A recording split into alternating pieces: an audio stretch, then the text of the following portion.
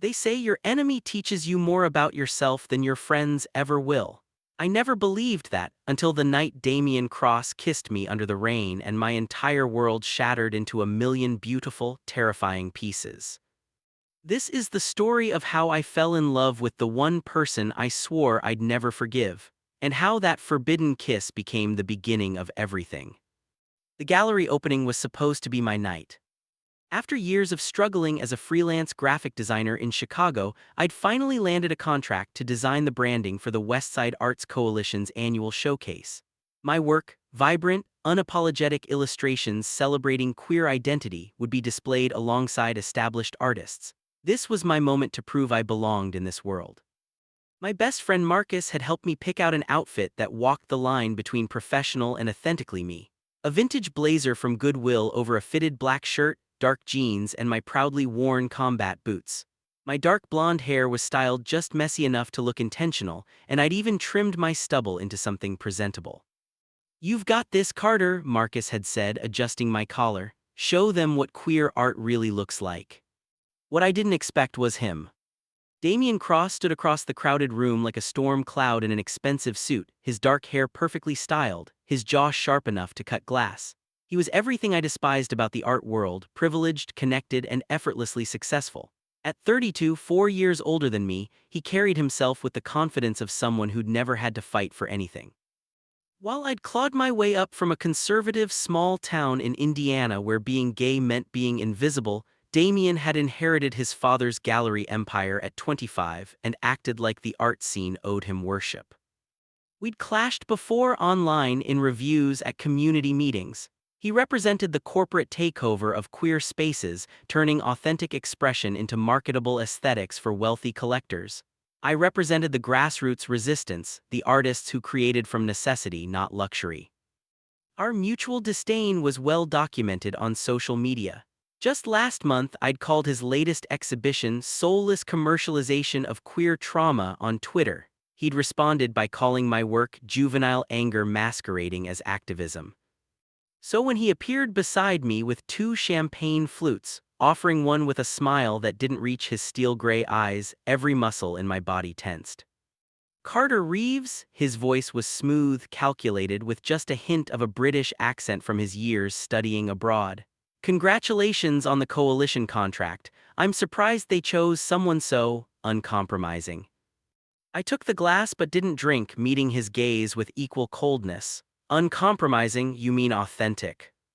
"I mean inexperienced." His gaze swept over my outfit with barely concealed judgment. "The art world requires sophistication, nuance, not just anger painted in rainbow colors." Heat flushed through my chest. My hands trembled slightly from rage, not nervousness. At least my work means something. It's not just pretty wallpaper for rich collectors who want to feel progressive without actually supporting our community. Something flickered behind his eyes: hurt, anger. It vanished before I could name it, replaced by that infuriating mask of cool indifference. "You don't know anything about me, Carter." "I know enough. You bought out the Rivera Street studios last month, tripled the rent, and displaced a dozen queer artists, all for profit." I set down the champagne untouched. "Tell me how that supports the community." His jaw tightened, a muscle jumping beneath the skin. For a moment, I thought he might actually show real emotion. It's more complicated than." "It's always complicated for people like you," I interrupted. "People who have never had to choose between rent and art supplies, who have never been kicked out of their homes for being themselves. Excuse me, I have actual artists to talk to." I walked away, heart pounding, feeling his eyes burning into my back. The coalition emergency meeting was packed into our small office space. Sarah Chen, our director, looked exhausted as she explained the crisis. Our primary funding source, a progressive foundation, had withdrawn support after conservative backlash over our unapologetically queer programming. Without immediate replacement funding, the showcase and my entire contract would be canceled. My stomach churned. This contract was supposed to change everything for me, prove I could make it, show my family back in Indiana that I'd made the right choice leaving, even if they'd never accept me. "We have one option," Sarah said quietly, her dark eyes apologetic as they found mine. Cross Galleries has offered to cover the full shortfall. Damien's offer is generous, more than we lost. My stomach dropped. No, absolutely not. Carter, please. He's using this as a hostile takeover. Can't you see? He'll control everything: the artists we feature, the messages we send. He'll sanitize everything that makes us real. The condition, Sarah continued firmly, her voice cutting through the room's rising murmur, is that Damien Cross serves as co-creative director alongside you, Carter. Equal authority, equal responsibility, but full creative freedom for both of you. No censorship, no control, just collaboration. The room erupted in debate. I sat frozen, watching my dream crumble and reshape into something I couldn't recognize. Damien stood at the back of the room, arms crossed, expression unreadable. He wore a simple gray sweater today, less formal than usual. When our eyes met across the crowd, I couldn't decipher what I saw there. After the meeting, I cornered Sarah. You can't seriously be considering this. We don't have a choice, Carter. It's this or nothing. She touched my arm gently. Maybe you've been wrong about him. Maybe we all have. Our first planning session was scheduled for the following Monday at the Coalition's cramped office. I arrived early, armed with coffee and determination to maintain control. Damien showed up exactly on time, carrying a leather portfolio and looking frustratingly put together despite the October chill outside. "Shall we begin?" he asked, settling into the chair across from me. For the first hour, we maintained cold professionalism. Then I showed him my mock-ups for the showcase: aesthetic, bold, confrontational, unapologetically queer. "This aesthetic is too aggressive," Damien said, studying my designs with a critical eye. Rain had started hammering the windows, creating a rhythmic backdrop to our tension. "We need to welcome broader audiences, not alienate them." "You mean water it down, make it palatable for straight people who want to feel good about themselves without being challenged." "I mean make it accessible." He leaned forward, and for the first time, I saw genuine frustration crease his usually composed features. "Not everyone has your privilege of growing up knowing exactly who they are." I laughed bitterly. "My privilege? I came out at 16 in rural Indiana. My parents sent me to conversion therapy. I slept in my car for 3 months after they kicked me out. I worked 3 jobs to put myself through community college. Don't you dare talk to me about privilege." The silence that followed felt heavy, suffocating. "My father didn't speak to me for 8 years after I came out," Damien said quietly, his eyes fixed on the designs between us. "He only reinstated contact when I agreed to run the galleries discreetly, to never be publicly out, to keep my lifestyle separate from the family business, to date women publicly while being myself in private." I stared at him, this confession completely derailing my prepared arguments. "Last year I came out publicly," he continued, his voice carrying a weight I'd never heard before. "Did an interview with Art Forum, came out on every platform. I lost half our collectors overnight. My father threatened to disinherit me, to remove me from the company he'd promised would be mine. The Rivera Street purchase, I bought those studios planning to create affordable spaces for queer artists, a subsidized creative community. Then the board, led by my father, forced through rent increases I couldn't stop. I've been fighting to reverse it ever since, but I'm only one vote." Shame heated my face. All those assumptions, those angry tweets, that righteous judgment. "Why didn't you say anything, defend yourself?" "Because you'd already decided who I was." His eyes met mine, and I saw something raw there: loneliness, exhaustion, the weight of fighting battles nobody saw. "You're not the only one fighting, Carter. Some of us just fight differently. Some of us have to work within broken systems to try to fix them." The silence stretched between us, heavy with unsaid things and crumbling assumptions. "I'm sorry," I said finally, the words feeling inadequate. "I judged you without knowing the whole story. I made you into a villain because it was easier than seeing the complexity. And I dismissed your work without understanding its importance," he admitted. "Your art is raw because it needs to be. It speaks to people who need to see their anger validated, their pain acknowledged. I forgot what that feels like, to need art that doesn't compromise." He offered a small, genuine smile that transformed his entire face. "Truce." I found myself smiling back, feeling something shift in my chest. Truce. As we worked into the night, something fundamental changed between us. Our arguments became discussions. His corporate polish balanced my raw passion. My grassroots connections complemented his resources. We actually laughed, over terrible office coffee and shared stories about disastrous gallery openings. Around midnight, Damien shrugged off his jacket and rolled up his sleeves, fully absorbed in sketching a layout idea. I noticed a tattoo on his inner forearm, coordinates elegantly scripted in thin black lines. "Stonewall Inn," he said, catching my stare. A faint blush colored his cheeks. "Got it the day I came out publicly. Reminder that resistance is part of our heritage, that coming out is always an act of rebellion." Something warm bloomed in my chest. I pulled up my own sleeve, showing my tattoo, a phoenix rising from flames surrounded by pride colors. "Got mine the day I left home, new beginning, rising from the ashes of who they wanted me to be." Our eyes locked, the air felt charged, dangerous, full of possibility. "Carter," he stopped, seemed to reconsider whatever he'd been about to say. "We should call it a night, it's late." But neither of us moved. The rain continued its steady percussion against the windows. In the warm glow of the desk lamp, Damien looked different, softer, more real. I noticed things I'd deliberately ignored before: the way his eyes crinkled when he smiled, the graceful movement of his hands when he explained ideas, the passion that animated his features when he forgot to guard himself. "Same time Wednesday?" I asked, my voice rougher than intended. "I'll bring better coffee," he promised. When we finally left, I watched him disappear into the rain, something nameless and terrifying unfurling in my chest. Over the next 3 weeks, Damien and I fell into a rhythm that felt dangerously natural. We met 3 times a week at the coalition office, though our sessions often stretched past midnight. He brought expensive coffee from a place in River North. I brought takeout from the Thai restaurant near my apartment. We debated everything: artistic vision, community impact, the balance between accessibility and authenticity. But somewhere between the debates and the laughter, between the shared meals and the late-night confessions, something was growing that neither of us acknowledged out loud. I started noticing small things: how Damien bit his lower lip when concentrating, how he ran his fingers through his hair when frustrated, making it deliciously messy, how his eyes softened when he looked at me, lingering a moment too long, how our hands would brush reaching for the same document and neither of us would pull away immediately. Marcus noticed too. "You're falling for him," he said over drinks at our favorite bar in Boystown.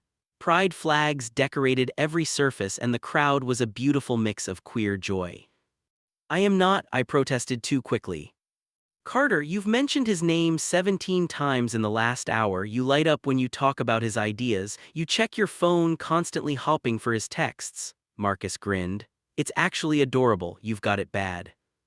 I dropped my head to the bar. "This is a disaster. He's Damien Cross. He's everything I stood against." "Or maybe he's everything you never let yourself want," Marcus suggested gently. "Someone who challenges you, who sees you, who fights as hard as you do, just differently."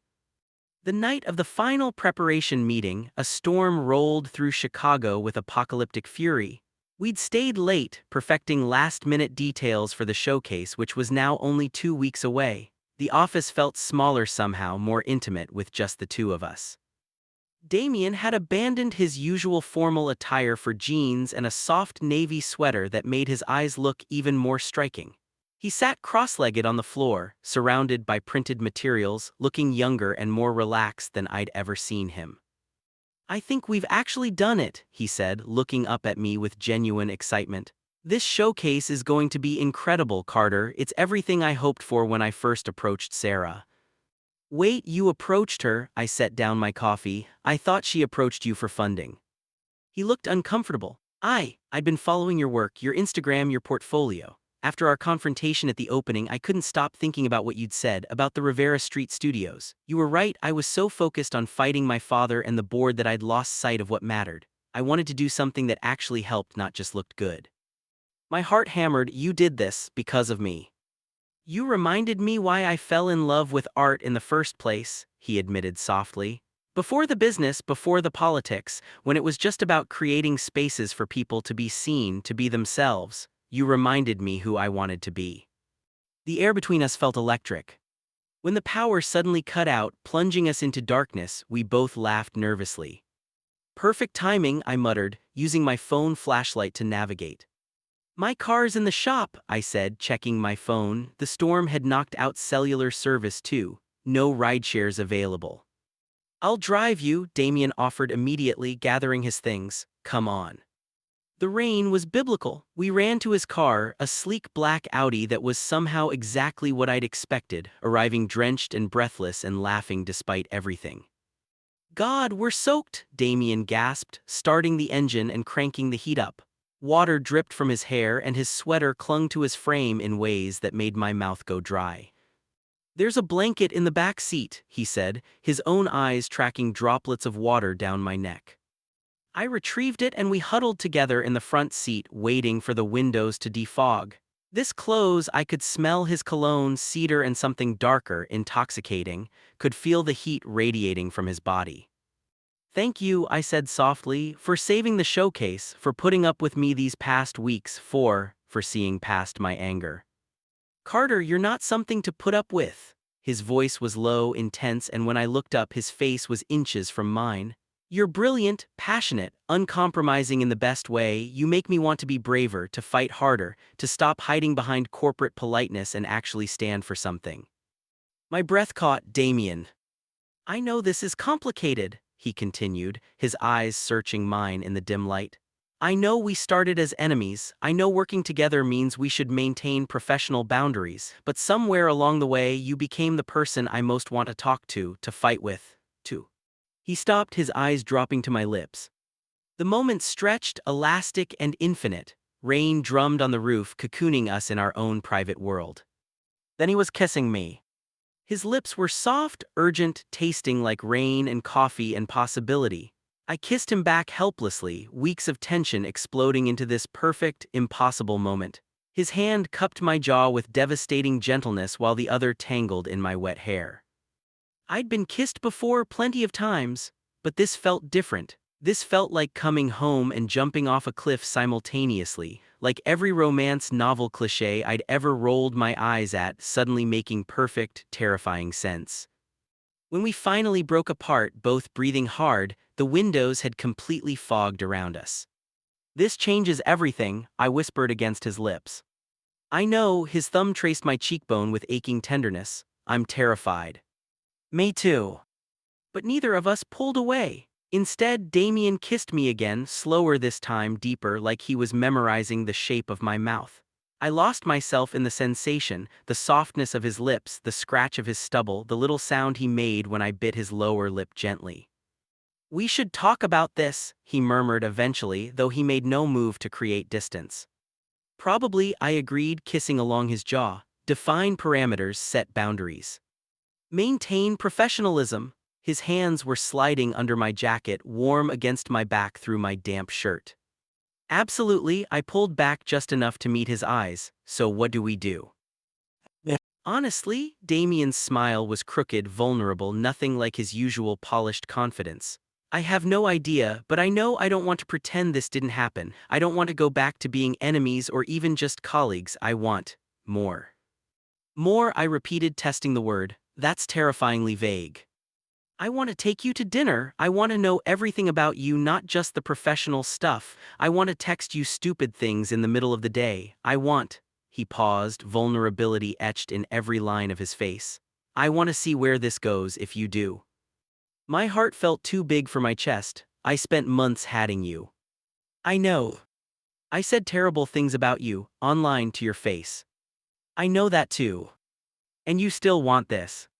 Carter, he took my hand, lacing our fingers together. You challenged me to be better. You didn't let me hide behind money or politeness or corporate speak. You saw through all my defenses and called me out. Nobody's done that maybe ever. How could I not fall for that for you?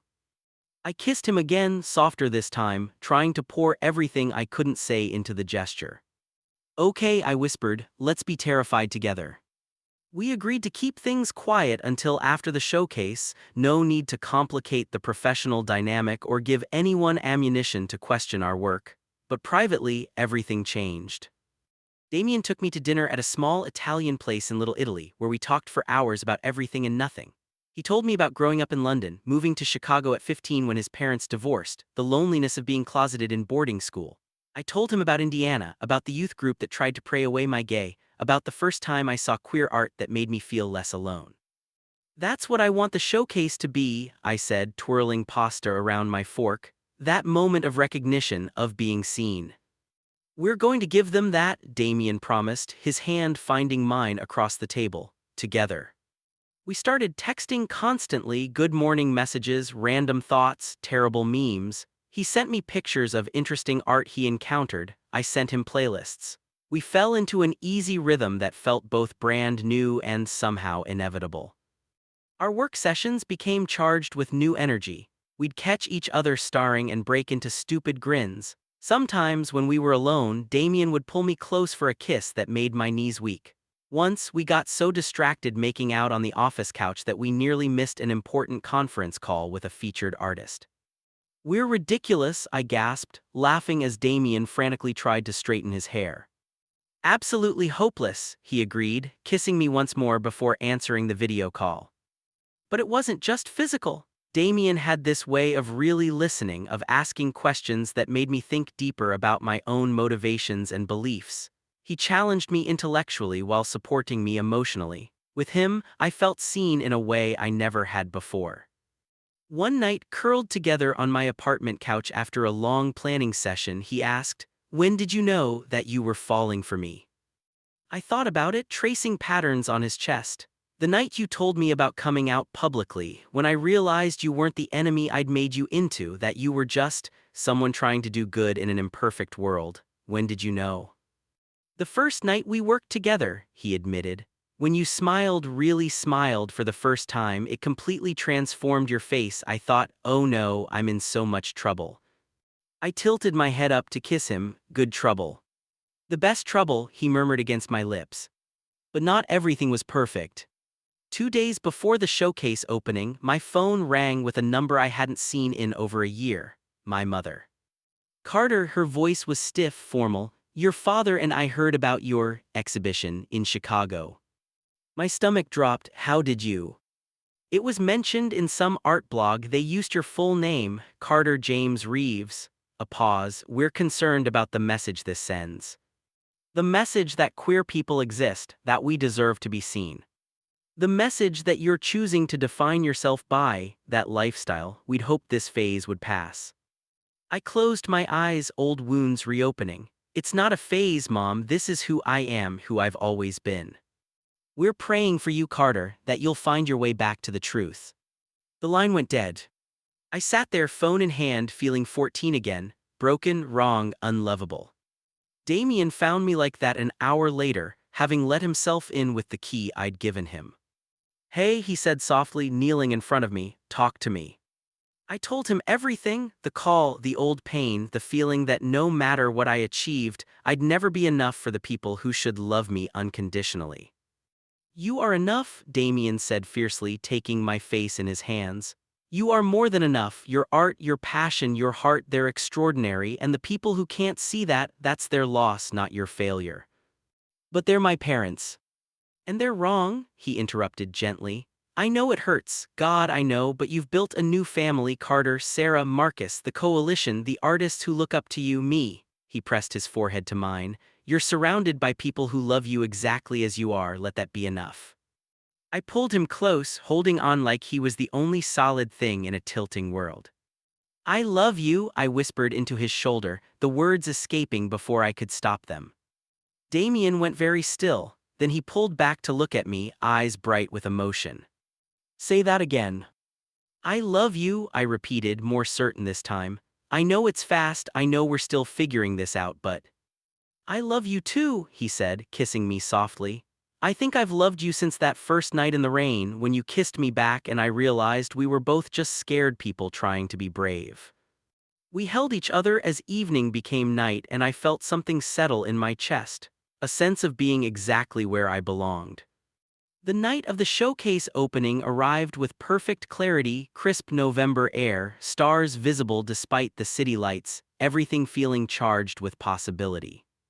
I stood in the gallery space we transformed over the past month, barely recognizing it. Damien's elegant design sense had merged seamlessly with my raw, vibrant aesthetic. The result was breathtaking. a space that felt both welcoming and unapologetically queer, professional yet passionate, accessible while remaining authentic. "You look terrified," Marcus said, adjusting my collar. I'd splurged on a new outfit, tailored burgundy pants, a crisp white shirt, a black blazer that actually fit. Still me, but elevated. "I'm about to debut our relationship to the entire Chicago queer art scene," I muttered. Terror seems appropriate. "Hey," Marcus gripped my shoulders. "You and Damien created something beautiful. The work speaks for itself, and anyone who has a problem with you two being together can fight me." I laughed despite my nerves. "Thanks, Marcus." Damien appeared then, devastating in a navy suit that brought out his eyes. When he saw me, his entire face lit up. "You look incredible," he said softly. "So do you." We'd agreed to arrive separately, maintain some professional distance until the official opening. But the way he was looking at me made it clear that secret wasn't lasting long. The gallery filled quickly. Artists, collectors, community members, press, everyone we'd hoped to attract and more. I watched people move through the space, seeing their reactions to the art, the stories, the unapologetic queerness of it all. A young woman stopped in front of my centerpiece, a large-scale illustration of a phoenix surrounded by pride flags from across the spectrum, titled "We Rise." "This is exactly what I needed to see today," she said to her girlfriend, tears in her eyes. "After everything with my family, this reminds me I'm not alone." My throat tightened. This was why we did it. Sarah clinked a glass, calling for attention. "Thank you all for being here tonight. This showcase represents everything the Westside Arts Coalition stands for: authentic queer voices, uncompromising vision, and community support. None of this would have been possible without two incredible people." She gestured to us. Carter Reeves and Damian Cross came to this project from very different places, but together they created something that honors both accessibility and authenticity. They prove that we don't have to choose between reaching broad audiences and staying true to ourselves. Applause erupted. Damien found my hand, squeezed it. "I'd like them to say a few words," Sarah continued. "Carter." I stepped forward, heart pounding. Public speaking had never been my strength. "When I was 16, I came out to my parents. They sent me to conversion therapy, told me I was broken, wrong, sinful. For years I believed them." I paused, seeing my own story reflected in so many faces. Art saved me, specifically queer art that didn't apologize for existing, that screamed instead of whispered, that said, "You are not broken, you are beautiful." My eyes found Damien's. "This showcase is for everyone who needs that message. And it exists because sometimes the people we think are our enemies are actually our greatest allies. Sometimes the person you clash with is the person who will push you to be better, braver, more yourself." I handed the microphone to Damien, whose eyes were suspiciously bright. "I grew up with every privilege," Damien said. "Money, education, opportunities, but I was taught that being gay was something to hide, to manage, to keep separate from professional life. I spent years playing that game, thinking I was being strategic." He looked at me. "Then I met someone who refused to play, who demanded authenticity even when it was uncomfortable, who reminded me that our existence is political, and hiding it only serves those who want us invisible." He took a breath. "This showcase is the result of that lesson, and," he reached for my hand right there in front of everyone, "it's also where I fell in love with my co-director. Carter challenged everything I thought I knew about myself and what I stood for. He made me braver, and I'm grateful every day that we were enemies first, because it means I know exactly how extraordinary he is." The room erupted in applause and cheers. I felt my face burn but couldn't stop smiling. "You just came out to everyone," I said as people surged forward to congratulate us. "I learned from the best," Damien murmured, kissing my temple. "No more hiding, not anymore." The rest of the evening passed in a blur of congratulations, meaningful conversations, and the deep satisfaction of seeing our vision realized. Press coverage was overwhelmingly positive. Several pieces sold immediately. Most importantly, I saw people, especially young queer people, finding themselves in the art, the stories, the space we'd created. Around 11, as the crowd thinned, Damien pulled me aside to a quiet corner. "There's something I need to tell you," he said, nervous energy radiating from him. "I've made a decision about the Rivera Street studios." My stomach clenched. "Okay. I'm buying out my father's shares in Cross Galleries. It'll take everything I've saved plus loans I'll be paying off for years, but it means I'll have controlling interest, full decision-making power." He took my hands. First thing I'm doing is converting Rivera Street into subsidized artist studios, permanent affordable housing for queer artists, a real creative community like it should have been from the start. I stared at him. Damien, that's your entire inheritance, your financial security. I know, his smile was radiant free, and it's the most certain I've been about anything, well, almost anything. He pulled me closer. Being with you is the most certain. I kissed him, not caring who saw, pouring everything I felt into the gesture. I'm so proud of you, I whispered. We did this together, he insisted. You showed me what really matters. Later, back at my apartment, we collapsed onto the couch, exhausted and exhilarated. We did it, I said, still barely believing it. We actually pulled it off. Was there ever any doubt? Damien teased, pulling me against his chest. About 1,000 times. He laughed, the sound rumbling through his chest into mine. Want to know a secret? Always. That first night in the rain when I kissed you, he played with my fingers, voice soft. I'd been wanting to do that for weeks. Every time you argued with me, got passionate about some point, pushed back on my ideas, I wanted to kiss you. You were so alive, so uncompromising, it was intoxicating. I thought you hated me, I admitted. I thought I did too. Turns out there's a thin line between passionate hatred and passionate other things. He kissed my hair. Best discovery I ever made. We sat in comfortable silence, exhaustion pulling at us. Move in with me, Damien said suddenly. I pulled back to look at him. What? I know it's fast. I know we've only been officially together for a month. But Carter, I wake up wanting to see you. I go to sleep thinking about you. Every good thing that happens, you're the person I want to tell. Why waste time pretending we're taking this slow? My heart hammered. You're serious. Completely. We can get a new place together if you want. Somewhere that's ours, not mine or yours, or I can move in here. I don't care. I just want to stop saying goodbye at the end of the night. I thought about it, really thought about it, about waking up next to him, building a life together, the terrifying, exhilarating reality of choosing this, choosing us. Okay, I said. Okay. Let's find a place together, something with good light for my studio space and enough room for your horrible modern art collection. It's not horrible, he protested, laughing. It's minimalist. It's boring, but I love you anyway. And I love you, he said, kissing me slowly, thoroughly. My fierce, passionate, extraordinary enemy-turned-lover. Our apartment in Logan Square was perfect, exposed brick, high ceilings, enough space for both a studio and a home office. We'd painted one wall with chalkboard paint where we sketched ideas and left each other love notes. My combat boots lived next to his expensive loafers by the door. His minimalist furniture mixed with my vintage finds in ways that somehow worked. I was working on a commission, a series for a local LGBTQ plus youth center when my phone rang. Unknown number. Hello. Carter, it's your mother. I froze, paintbrush suspended in midair. Damien looked up from his laptop, concerned. Mom. I saw the article about the showcase, about you and, Damien, a long pause. Your father and I, we've been talking and going to counseling with our pastor, but also with a therapist who specializes in families with LGBTQ children. I couldn't breathe. We've been wrong, Carter, so wrong about you, about what being gay means, about everything. Her voice cracked. You're our son, and we've spent years trying to change you instead of loving you. I'm so sorry. Tears blurred my vision. Mom.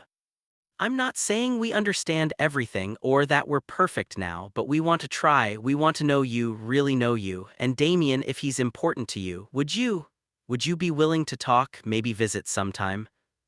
I looked at Damien, who'd crossed the room to stand beside me, solid and supportive. Yeah, I said, voice rough with emotion. Yeah, I'd like that. After I hung up, Damien pulled me into his arms. Are you okay? He asked. I don't know, I admitted. It's everything I wanted to hear, but I'm scared to hope. Then hope carefully, he suggested. Take it slow, let them prove they mean it. But Carter, you deserve this. You deserve parents who love all of you.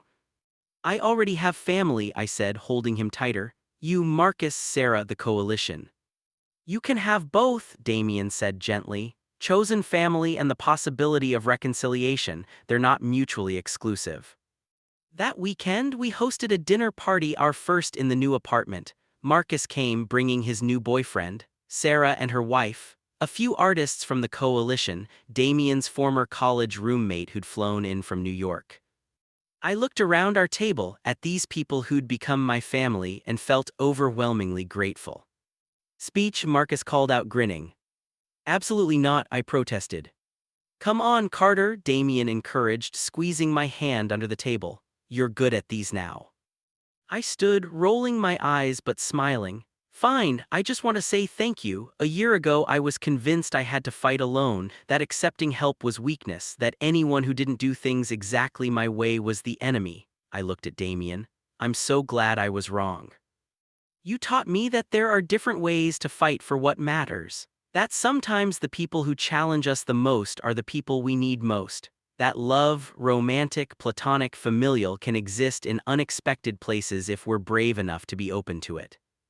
I raised my glass to chosen family, to second chances, to the enemies who become our greatest loves. To enemies who become lovers, everyone chorused, glasses clinking. Later, as Damien and I cleaned up while everyone else laughed in the living room, he wrapped his arms around me from behind. Happy, he murmured against my neck. I leaned back into him, surveying the beautiful chaos of our home, our friends, our life. Incredibly, I said. Good, he turned me around, kissing me softly. Because I plan to spend the rest of my life making sure you stay that way. That's a big commitment, Cross. I'm a committed guy, Reeves. His smile was playful but his eyes were serious. In fact, I've been thinking. He pulled back, suddenly nervous, and reached into his pocket. My heart stopped. Carter, I know it's only been a few months, and I know we're still figuring things out, but every day with you feels right in a way nothing else ever has. You make me braver, better, more myself. He pulled out a simple silver band. This isn't an engagement ring, not yet, but it's a promise that I'm all in, that I choose you every day for as long as you'll have me. I couldn't speak past the lump in my throat. Will you wear this? He asked softly, as a promise that we're building something real, something lasting. Yes, I managed, letting him slide the ring onto my finger. God, yes. We kissed as our friends erupted in cheers from the other room, having clearly been eavesdropping. Not subtle, I laughed against his lips. I told Marcus I was doing this, Damien admitted. He told everyone else. I'm not good at keeping secrets from people I love. I love you, I said, meaning it with every fiber of my being. I love you too, he replied. My enemy, my partner, my home. The second annual Westside Arts Coalition showcase was even bigger than the first. We'd secured major funding, expanded to 2 gallery spaces, and featured 30 artists instead of 15. But tonight was special for another reason. Standing in front of our combined families, my parents, who'd flown in from Indiana and were genuinely trying, Damien's mother, who'd embraced me immediately, our chosen family of friends and artists, Damien took my hand. A year and a half ago, he said, Carter and I were enemies. We disagreed on everything, couldn't stand each other, thought we represented opposite values. Turns out we were both wrong, I continued, squeezing his hand. We weren't enemies, we were 2 sides of the same fight using different weapons, and together we're so much stronger. Which is why, Damien pulled out a small box, dropping to one knee right there in the middle of the gallery, I'm asking you, Carter James Reeves, to make this official, to be my husband, to keep challenging me and supporting me and loving me for the rest of our lives. Will you marry me? The ring was perfect, a simple platinum band with a small rainbow sapphire, understated but unmistakably us. Yes, I said, pulling him up and kissing him as everyone cheered. 1,000 times yes. My mother was crying happy tears this time. My father looked uncomfortable but managed a smile. Damien's mother was taking approximately 1,000,000 photos. Marcus was whooping loud enough to be heard in Milwaukee. We're getting married, I said, still stunned. We're getting married, Damien confirmed, sliding the ring onto my finger where it joined the promise ring he'd given me months ago. You and me against the world. You and me changing the world, I corrected. Even better. The wedding was small, intimate, just 70 people in the gallery where we'd fallen in love. Pride flags mixed with white roses, our vows made everyone cry. Marcus served as my best man, Damien's college roommate served as his. My father and I were still working on our relationship, but he showed up. He hugged me, it was enough. Our first dance was to a song Damien had commissioned from a queer musician we'd featured in the showcase, a slow, romantic melody about enemies finding love. Think we'll ever stop being newsworthy? I asked, aware of the photographers Sarah had invited to document the event for coalition publicity. Probably not, Damien said, unbothered. Two former rivals running the most successful LGBTQ plus arts organization in Chicago, now married, were basically a romance novel. I'm okay with that, I decided, resting my head on his shoulder. Me too, he kissed my hair. Besides, our story might inspire someone else, some young queer kid who thinks love is impossible for them, who thinks they have to fight alone. Maybe our happiness gives them hope. When did you become such a romantic? The moment you kissed me back in that car, he said simply. You ruined me for everyone else, Carter Cross. Carter Cross, I tested the name, grinning. I like it, has a nice ring to it. Speaking of rings, he pulled back to look at me, eyes sparkling with mischief and love and forever. Ready for the rest of our lives? I looked around at our families, biological and chosen, at the gallery that had witnessed our transformation from enemies to lovers, at the man who'd challenged me to be better and braver and more myself. With you, I kissed him softly, absolutely. As we swayed together, surrounded by love and art and possibility, I thought about how far we'd come. From enemies hurling insults across a crowded room to partners building a life together. From hatred to understanding to love. Sometimes the person you're supposed to hate becomes the person you can't imagine living without. Sometimes your enemy becomes your home. And sometimes the best love stories start with a kiss in the rain and a willingness to see past your own assumptions to the beautiful, complex person underneath. This was our story, and it was just beginning.